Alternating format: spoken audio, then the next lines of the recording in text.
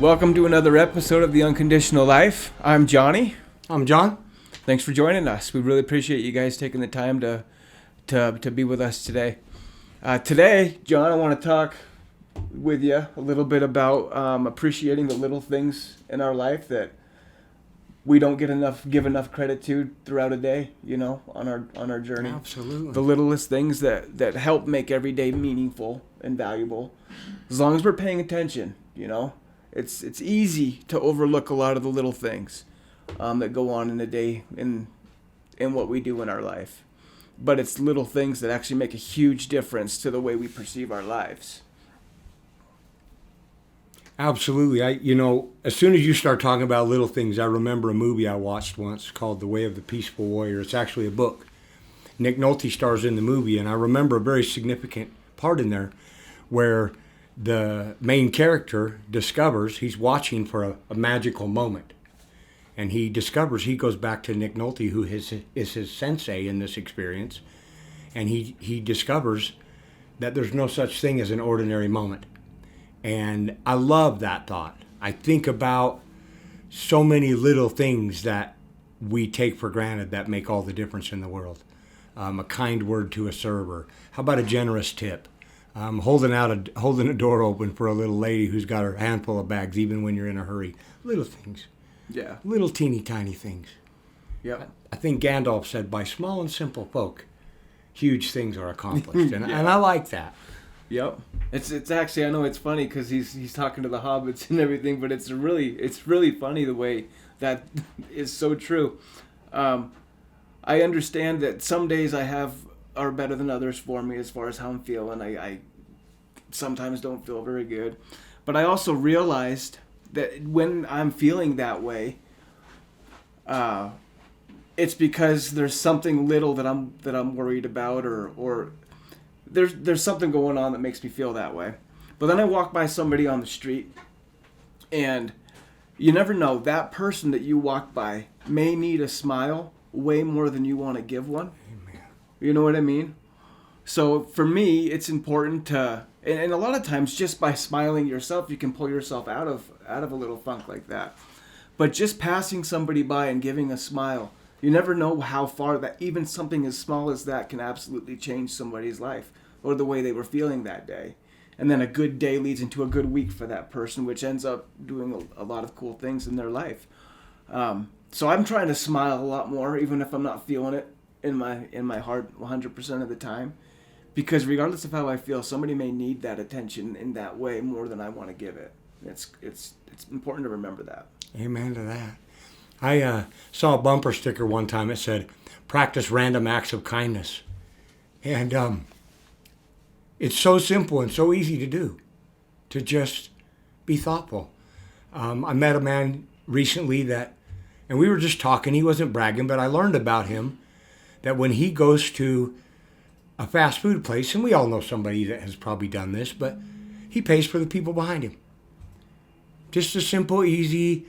He went recently and somebody paid for his. So he paid for the two cars behind him.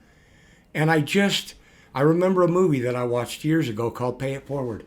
And the simple things that you do, you never know when that random act of kindness, that smile, that maybe somebody's having a bad day and you let them in traffic. And all of a sudden they believe that just for a moment there's a kind person in the world. Maybe their boss just chewed their butt. And you let them in traffic instead of flipping them off and honking at them because you're in a hurry. And so he goes home, and instead of snapping at his kid whose bike's in the driveway, he says, "Hey, Jimmy, would you move that?" You see where I'm going with this. We get so caught up in the epic of things sometimes that we forget that it is those little teeny tiny moments that often set the stage for so much more than we think. Yeah. Yep, absolutely it does. And it's kind of funny that that's the analogy you use, because I was actually thinking about this while we were driving down here.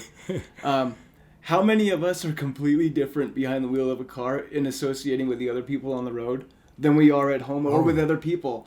Like, you could be so mad at somebody behind a car because he cut you off or this. And some people will even get mad enough to chase that sucker down and get into a hey, do some gesture or something like that to make. Yes. The funny part about that is, as soon as they actually interact with the person, like let's say I had a fender bender, okay, a couple weeks in my truck a couple of months back, and right when it happened, I'm just kind of chilled. Accidents happen, I get it. But the person behind me wasn't happy. They're upset, and this, that, and the other thing.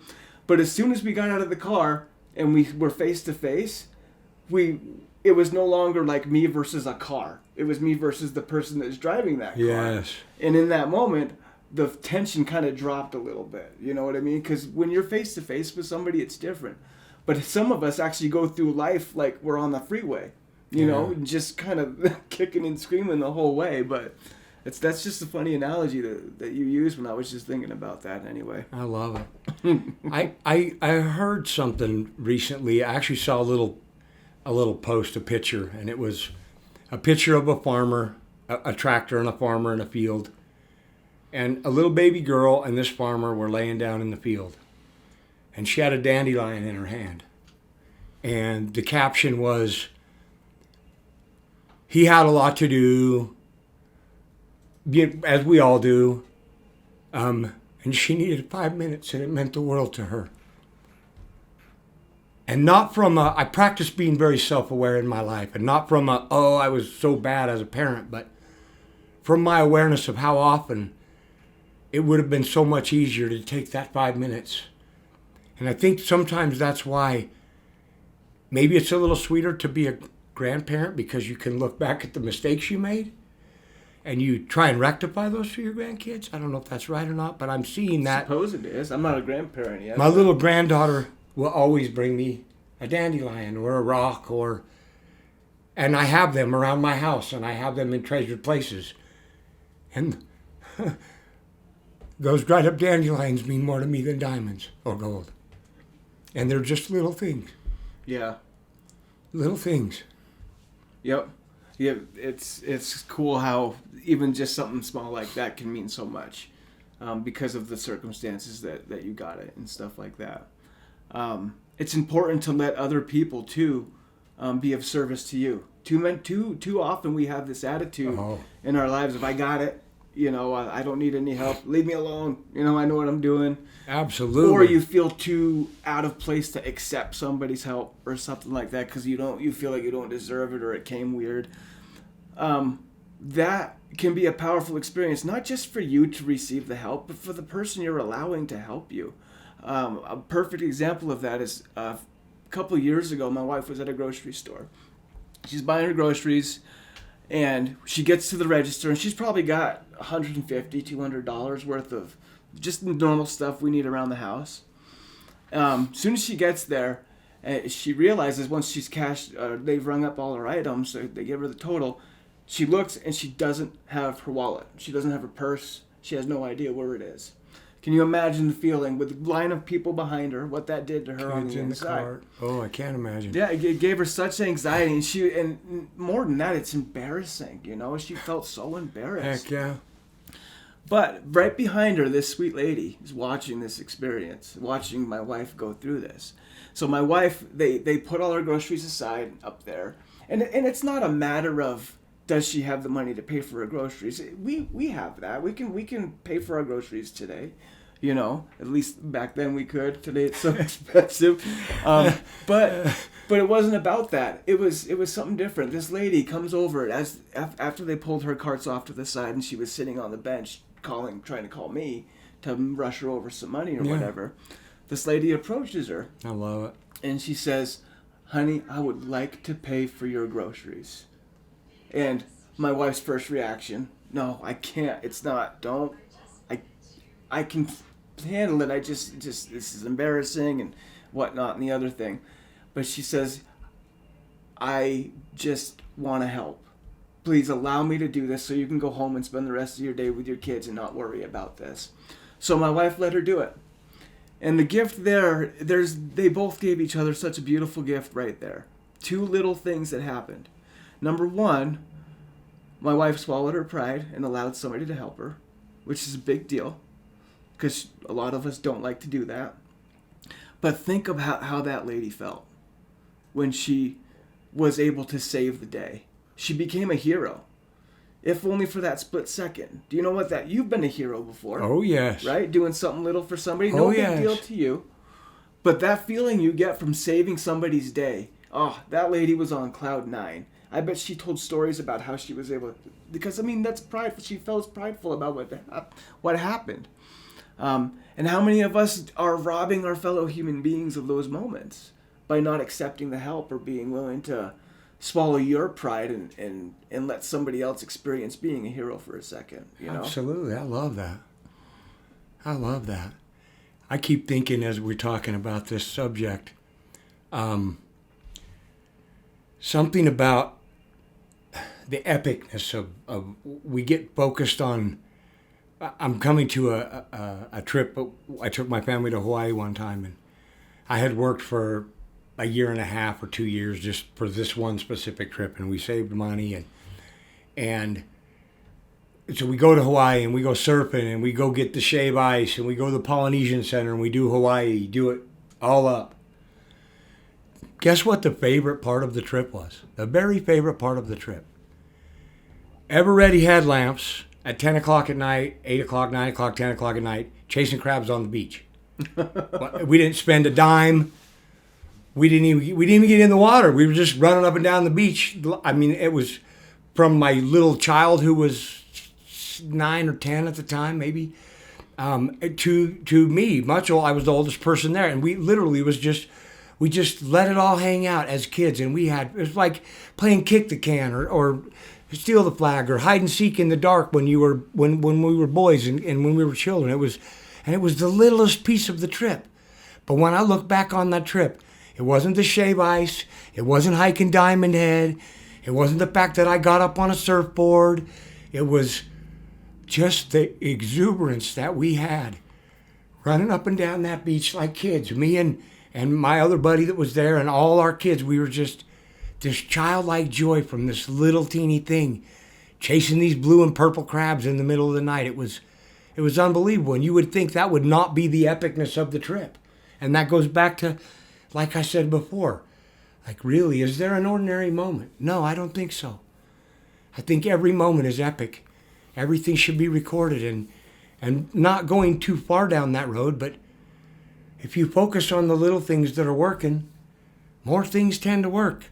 I want to touch on that quick. If you focus on all the little things that are broken, you're going to see a lot. It's that old law of expectation comes into play a lot in our lives. Yeah. I don't want to go down that rabbit hole for this particular episode, but I would pose to you all that it is the little things. It's the cup of coffee. It's the sweet expression of gratitude to a friend. It's when you take that time in that moment. Recently, I noticed a friend of mine hadn't been around for a while, and I'm just like, hey, is everything okay? Oh, I just got a new job. And those moments, man, those little teeny things, when you have a chance to touch someone else's life and allow them to touch yours. Yeah. Most of us get fed a lot about how we're supposed to serve and serve and serve and serve and serve. Well, there's nobody to serve if you don't allow yourself to be served sometimes. Yeah. And you could be on the highest pedestal financially and still find yourself at the grocery store. I had a good friend that invited me to breakfast and then didn't have his wallet. It seemed like a setup. But it's just those little things in those moments to look for joy, yeah. to breathe and be excited and be happy. Yeah. At almost nothing. You got on a surfboard? I did get on a surfboard. I'm proud of you. That's impressive. I did get on a surfboard. Just making sure I heard that right. There's no way I get on a surfboard. But I swear to you, catching those crabs was the epitome, the highlight of our trip there. Yeah. Yep. All the little things together make up the big things in your life. Amen. You know what I mean? So I know for most of us, we deal with big issues on a daily basis, and we have a lot of stuff going on. But I promise you, as we change our attitude toward the little things we're dealing with on a daily basis, or do something as simple as just giving somebody your ears for a few seconds, without needing to add to that, without needing to fill them with your opinions or anything like that, just being there is a little thing that will go a long way too. Just listening. As we appreciate the little things around us, the big things in our life will start to change. It's just the nature of how that works. All the big stuff is made of those little stuff. Absolutely. And that's mainly one of the main reasons we really wanted to talk about the little things today. Really appreciate you guys being with us. Thanks for tuning in. Thank you very much, and hope you have an awesome rest of your day. Yeah, we love y'all.